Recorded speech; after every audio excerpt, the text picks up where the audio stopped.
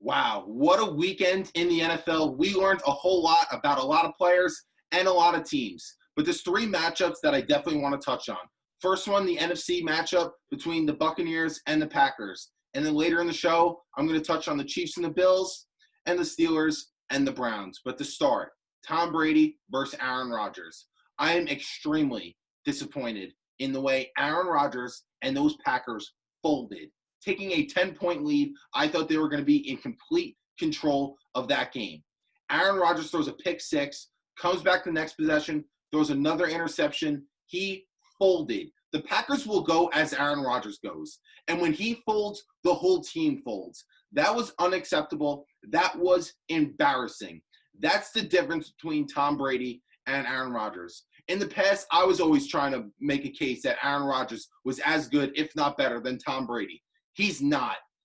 Great players, guys who have that it factor. And there's probably two or three in the NFL who, no matter what the circumstances, no matter how much they're down, no matter what the situation is, you always believe in your heart they're going to come back and win. Tom Brady's got that. Pat Mahomes got it. I think Russell Wilson has it. Aaron Rodgers does not have that. He's a front runner. He's good when the situation is right for him. I've seen him make incredible clutch throws. He has great playoff resumes. He's a first ballot Hall of Famer, no doubt about it. But the Packers need him to be that bad man, as Stephen A. once called him. That was embarrassing. He folded. He basically quit. He looked like he was scared to throw interceptions. Those throws off his back foot that he usually makes, he didn't have that the rest of the game. And the Buccaneers ate them alive. You know, with Tom Brady, no matter how much they're down, you always have that belief he's going to come back and win. That's what I like about the Buccaneers this year. That's what I always will preach about Tom Brady. That's something you can never doubt him. You can never count him out.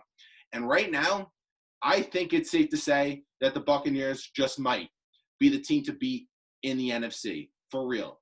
We saw what Aaron Rodgers just did against them. The thing that I don't like about the Seahawks, which is why I'm honestly, first, before I start, I want to see the Buccaneers beat the Saints when they play them at home, and I also want to see how they match up against the Seahawks. But right now, I'm not that much of a believer for the Seattle Seahawks because I'm not a believer a 32nd ranked defense will win a championship. I'm a believer defenses win championships.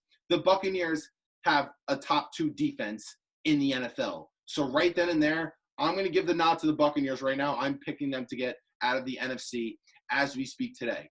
Tom Brady, no, his numbers were not great. It's not like he balled out in a shootout against Aaron Rodgers. I don't know if Tom Brady still has those days in him where he could go toe-to-toe with the best in the game. But if teams are going to make Brady manage a game, I'm not picking them to lose. Tom Brady is still arguably the best game manager in the NFL. He's going to make smart decisions with the football. He knows how to control a game. He's big on third down, and he's clutch. Those things, no matter how old he is, you know you can always rely on him for that.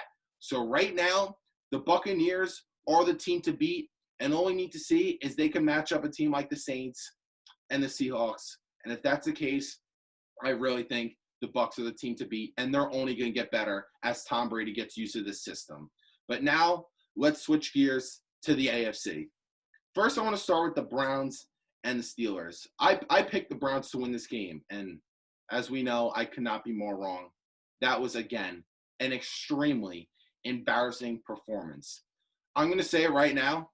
I don't think Baker Mayfield's that guy. I just don't. There is too much talent on that offense for them to struggle and not be a top team in the AFC at least, if not the entire NFL. Yeah, they're 4-2. They're coming off 4 straight wins. But a division rival, it's one thing if you played them tight and you lose at the end of the game. But they were a disaster. Baker Mayfield, here's the thing I don't like about Baker Mayfield. He turns the ball over too much. And again, that's another factor I don't think you could win with. A few things you can't win with in the National Football League in this day and age. A bad defense, a quarterback who's going to turn the ball over. How are we going to trust Baker Mayfield once playoff time starts, if they do get there, which I think they have a real chance. But how are we going to trust Baker Mayfield down the stretch in a postseason game? How are we going to do it when he's consistently a turnover machine and he eventually got pulled last game? I don't know if it was from poor play or he was banged up. I saw him take a few big hits. But that's the thing. With guys like OBJ, Jarvis Landry, Austin Hooper, Nick Chubb is a huge loss, which I really think is killing them right now. You still got Kareem Hunt in the backfield. You still got a great offensive line. Freddie Kitchens is gone. There is too much talent for this guy not to be, yes, I'm going to say, in the MVP conversation. A number 1 overall pick entering his 3rd year in the NFL with arguably one of the best supporting casts in the entire league. He needs to be an MVP caliber player. I'm sorry. And he's a bottom-dwelling quarterback. I really think maybe next year, maybe in a couple years, the Browns' best interest is to move on from Baker Mayfield. But on the flip side, the Pittsburgh Steelers, I kept saying this, the Chiefs are head and heels above their competition. Nobody in the AFC really can compete with them. I'm stopping right here. The Pittsburgh Steelers are for real. The best defense in the NFL by a wide margin. That front 7, the way they could pressure the quarterback, the way they could stop the run will keep them in ball games. Dudes like Minkah Fitzpatrick in the secondary, they are for real. And we know on the offensive side, Ben Roethlisberger coming off an injury, he's looked really well. Claypool, again, emerging as a top receiver in the NFL. James Conner, 20 carries, 101 rushing yards. The Steelers are no joke. They are one of the last remaining undefeated teams in the league. The Steelers are a team that could be a threat to the Chiefs once playoff time starts. I really think it's them too. I don't think there's other teams that are going to compete with them.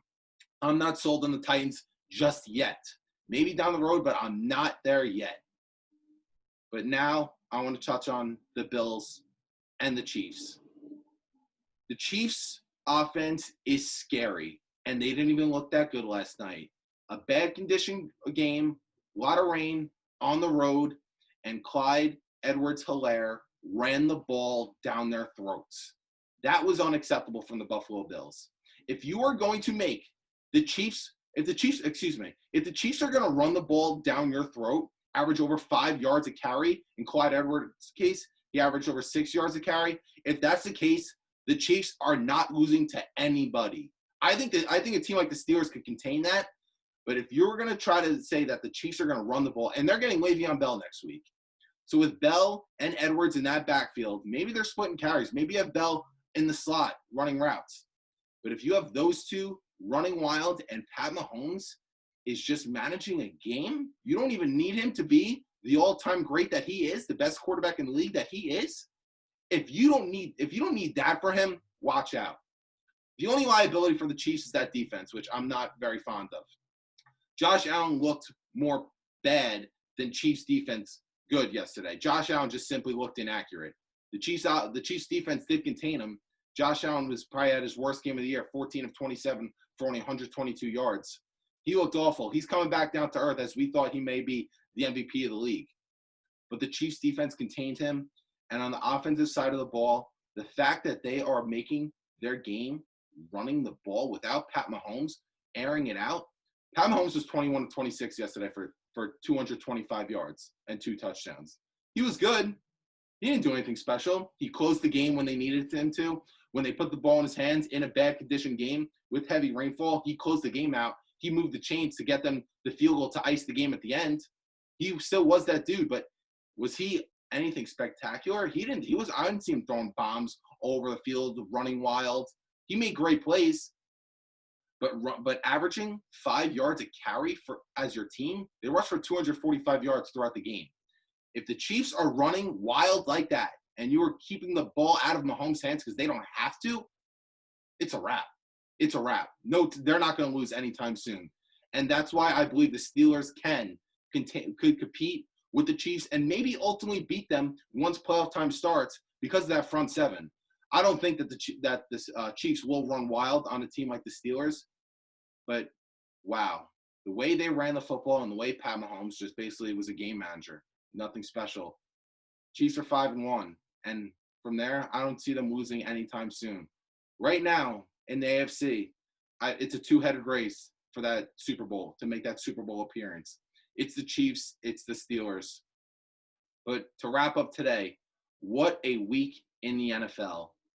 Titans still 5-0. We got a lot of teams balling out. We're learning a lot. Announced today, Tua Tagovailoa is going to be the Miami Dolphins starter moving forward. We got a lot to come in Week 7. But, man, this is getting excited. This is what the NFL is about. Thank you, everyone, for tuning in to Falco's Facts. Catch you later in the week.